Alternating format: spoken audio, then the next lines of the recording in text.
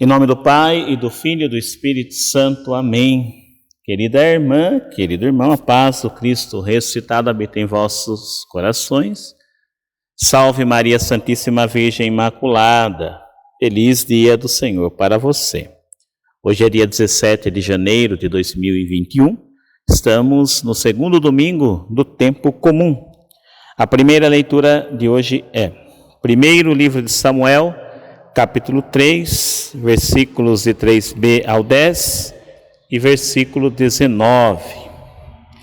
Fala, Senhor, que teu servo escuta. Com o salmista vamos rezar assim, o Salmo 39. Eu disse, eis que vem o Senhor, com prazer faço a vossa vontade.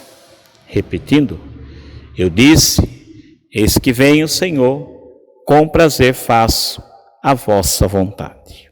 Escutemos também hoje, ou escutaremos, a segunda leitura da primeira carta aos Coríntios, capítulo 6, versículos de 13 ao 15 e 17 ao 20. Vossos corpos são membros de Cristo. Atentos à escuta do Santo Evangelho. João capítulo 1, versículos 35 a 42.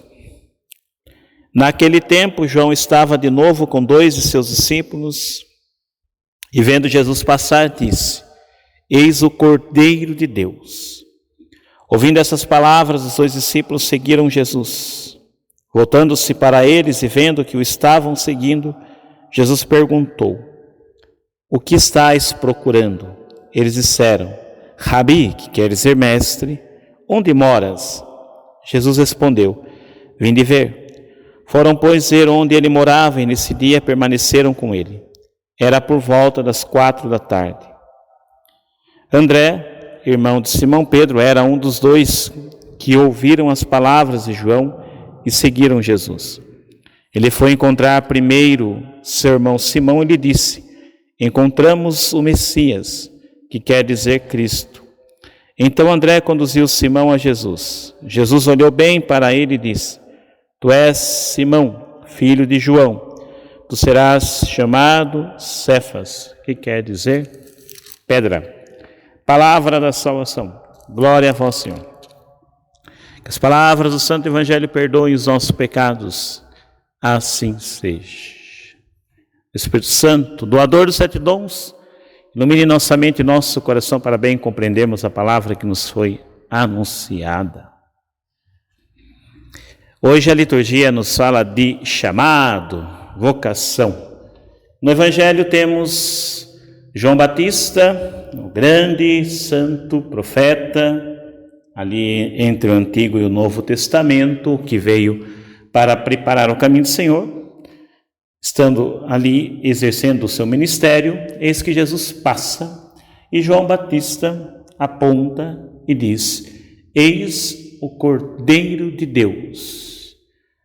2 de seus discípulos, ouvindo isso, vão atrás de Jesus. Jesus, ao perceber que eles estavam seguindo, volta-se para eles e pergunta, o que estáis procurando? Aí eles dizem, Rabi, que quer dizer mestre, onde moras? Jesus diz, vinde e vede. Eles foram, então, ao encontro de Cristo. O evangelista João coloca um detalhe, era por volta da hora 10ª, ou seja, por volta das 4 horas da tarde. Porque João tem essa precisão no relato do momento, porque ele era um dos 2 discípulos, era João e o outro era André. André, irmão de Simão, depois desse encontro com Jesus, já vai até o seu irmão Simão para dizer a ele dessa descoberta maravilhosa. Encontramos aquele que é o Messias, deverá ser o Messias. E o leva até Jesus. Jesus, olhando para Simão, diz, Simão, tu serás chamado Cefas, que quer dizer pedra. Vocação, chamado, um que leva ao outro. Por que Deus coloca as pessoas em nossas vidas? ou porque nos coloca na vida das outras pessoas. Nós não podemos jamais deixar de lado essa dimensão da graça em nosso viver, em nossa existência, porque o existir, o viver para nós é um louvor a Deus, é um ato de entrega a Deus. Já dissemos em outros momentos aquela canção tão antiga: meu prazer é estar nos atos do Senhor, meu prazer é viver na casa de Deus. O nosso prazer, o nosso viver é estar com Deus, como o salmista vai nos dizer hoje, como resposta que a gente fez à primeira leitura. Respondemos com o salmista: eu disse, eis que vem o Senhor, com prazer faço a vossa vontade. Então o prazer do meu viver, a alegria do meu viver, o regozijo do meu viver, o sentido do meu viver é fazer a vontade de Deus, é pertencer a Deus. Isso é ponto. É um ponto central da vida. Para nós que cremos, a vida faz sentido estar com Deus. Então, por que eu entro na vida das pessoas? Ou por que as pessoas entram em nossas vidas? Para que isso acontece? Para que nós façamos que elas conheçam a Deus. A gente poderia formular assim: por que Deus coloca as pessoas em nossas vidas? Ou porque Deus nos coloca na vida das pessoas? Para que a gente as faça conhecer a Deus e para que as pessoas nos façam conhecer a Ele. A meta, o objetivo, sempre será Deus. Samuel está lá no templo, dormindo lá, porque ele foi consagrado por sua mãe, então ele morava no templo e dormia onde estava a Arca da Aliança, ou seja, na presença do Senhor. Mas diz o texto aqui da primeira leitura de hoje que Samuel ainda não conhecia o Senhor, mas a voz do Senhor agora se apresenta a ele e chama: Samuel, Samuel. E o menino, achando que era o sacerdote Eli que estava o chamando, ia lá, se apresentava até o sacerdote.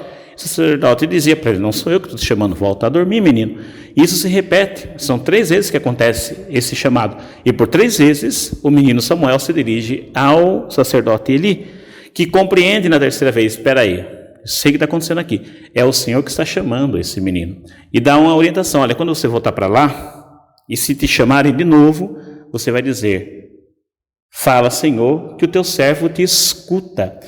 Eli, o sacerdote, serve como instrumento para que Samuel entenda e ouça, escute a voz de Deus e a palavra de Deus entre no seu coração e ele passe a ser então um profeta, um ministro dessa palavra. Eli é esse canal da ação de Deus na vida de Samuel. E olha só, Eli não era um grande sacerdote, pelo contrário, tem uma conduta muito estranha. Nesse mesmo capítulo ele é repreendido severamente pelo Senhor na visão que Samuel tem, que Deus lhe dá.